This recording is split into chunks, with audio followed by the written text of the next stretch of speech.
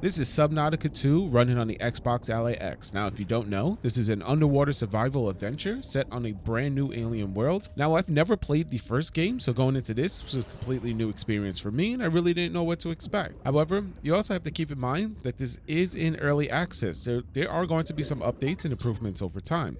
But even with that, I was honestly surprised by how well this game performs on the handheld. So, like I do with all my videos, I'm going to be going ahead and starting with the settings first, then moving into gameplay. I'll be showing you both 17 watts performance mode as well as 35 watt turbo mode, and you'll be able to see when that changes in the overlay with the FPS counter. If you enjoy handheld performance tests like this and you would like to see more, definitely go ahead and subscribe, like the video, and let's get into it. So for the settings that I'm using, it's pretty straightforward. I have it set to full screen 1920 by 1080 with the frame limit turned off. Now you could go ahead and cap this at 60 since it doesn't really go any higher than that due to the upscaling method we're going to be using. I do have VSync turned on because of the noticeable amount of screen tearing that I've seen while playing the game. It was very distracting, and if you don't like VSync, you could definitely go ahead and keep it off. However, I do recommend you turn it on just to remedy that screen tearing. Motion blur and underwater blur are both turned off. These are just personal preference, so if you want, you can leave those on. I am using TSR with the frame rate target set to 60. As for the graphical settings, I actually ran the built-in benchmark as you see here at 35 watt turbos and it set everything to low.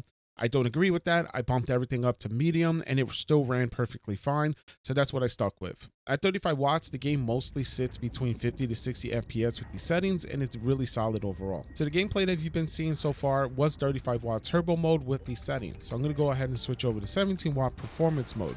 The game still holds up pretty well, but this is where you're going to start to notice more fluctuation. There are moments, especially when breaking the surface of the water for some reason, where the FPS will just dip closer to 30, but then you'll get deeper underwater and less demanding areas, and you could jump back up to as high as 60 FPS. So there's definitely a wide range of performance at 17 watts compared to 35 watts. Because of this, it can feel a little choppy at times, so I do recommend going ahead and playing it at a higher wattage when possible. One thing that I did notice that I do have to mention is that the performance at night is worse than it is during the day. There's not as much lighting effects going on during the day, and I feel like you can't actually see that far underneath water when you are swimming during the day versus the nighttime. There's a lot more lighting effects going on.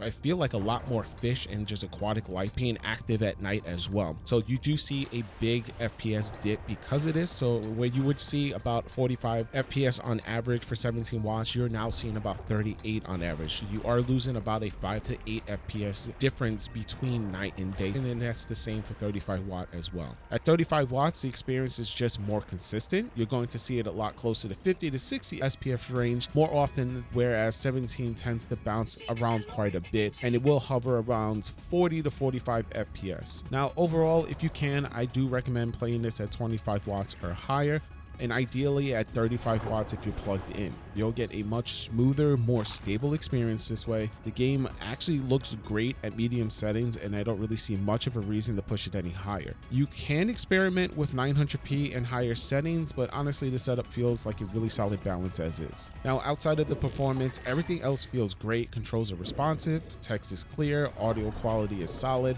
and I didn't really run into any major issues while playing.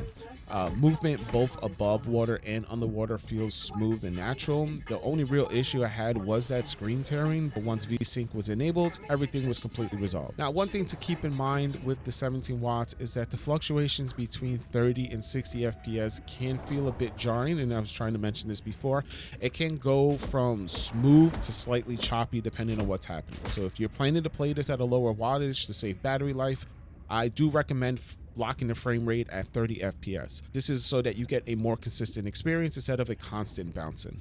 Overall, for an early access title, I'm generally surprised of how well this actually runs on the handheld. I was expecting a little bit less performance, especially with the recommended settings that they had.